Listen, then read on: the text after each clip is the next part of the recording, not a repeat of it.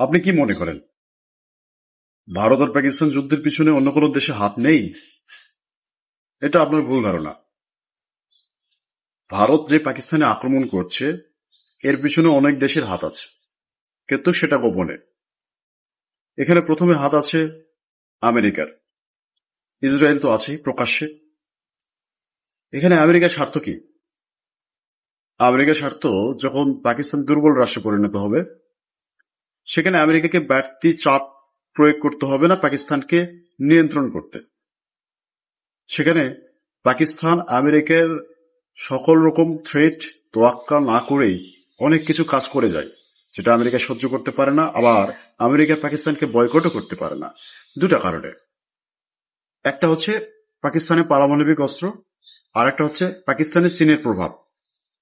পাকিস্তানে যদি চীনের প্রভাব একছত্রভাবে বিছিয়ে যায় সেক্ষেত্রে আমেরিকার জন্য এটা খারাপ, এবং চীনের বাণিজ্য পথ বন্ধ করা আমেরিকার জন্য খুবই কষ্টকর হয়ে যাবে।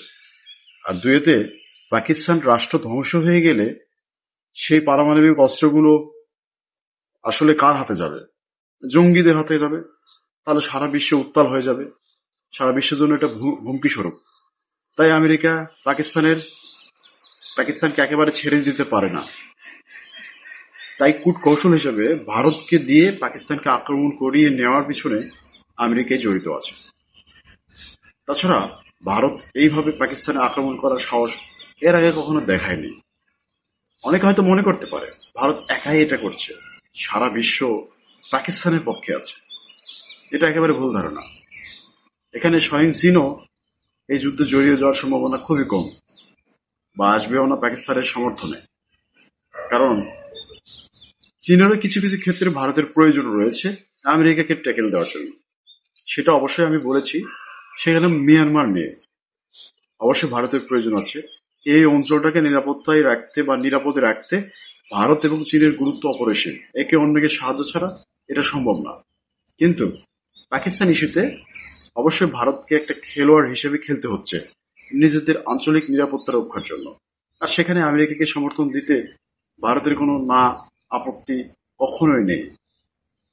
একেতে আপনার জিনজিয়াং প্রদেশ থেকে বেলুচিস্তানের মধ্য দিয়ে গোয়াদার সমুদ্র বন্দরে যে ইনিশিয়াল রোডটা গিয়েছে, বাণিজ্যিক রোডটা গিয়েছে চীনের, সেই রোডটা বন্ধ করার জন্যই আমেরিকা বহু দিন থেকে লেগে আছে, যেন চীন বাণিজ্য না করতে পারে বা বাণিজ্যিকভাবে দুর্বল হয়ে পড়ে। আর বাণিজ্যিকভাবে দুর্বল হয়ে পড়লে চীন একাই ধ্বংস হয়ে যাবে। চীনকে ধ্বংস করার জন্য কোনো শক্তি প্রয়োগ করতে হবে না। আর এদিকে পাকিস্তানকে ধ্বংস করা বা পাকিস্তানের কাশ্মীর দখল করে নেওয়া, যেটুকু কাশ্মীর পাকিস্তান দখল করে রেখেছে, সেটা তো ভারতের বহু দিনের পরিকল্পনা। তো এইসব কিছু বাস্তবায়নের পিছনে একটা কারণ থাকে না, অনেকগুলো কারণ থাকে। আর একদিকে আফগানিস্তান দিয়ে লেগে রেখেছে পাকিস্তানের পিছনে। এতে করে পাকিস্তান দিক বিদিক ছোটাছুটি শুরু করে দিয়েছে। সামরিক শক্তি একেবারে প্রয়োগ করার থেকে ত্রিমুখী শক্তি প্রয়োগ করার দিকে পাকিস্তান ঝুঁকে পড়েছে। এতে ভারতের সাথে যুদ্ধ জয় করা অসম্ভব হয়ে পড়বে বটে। কিন্তু কিছু মিডিয়া আছে, সে মিডিয়াগুলো এমনভাবে প্রচার করছে যেন ভারত যুদ্ধে পরাস্ত হচ্ছে, পাকিস্তান যুদ্ধে জয়লাভ করছে, এরকম কিছু অতিরঞ্জিত, যেটা বাস্তবে আসলে মিথ্যা। মিডিয়ার মিথ্যাচার থেকে অবশ্যই নিজেকে দূরে রাখুন, সঠিক তথ্য যাচাই করুন এবং ভালো কিছু শিখুন।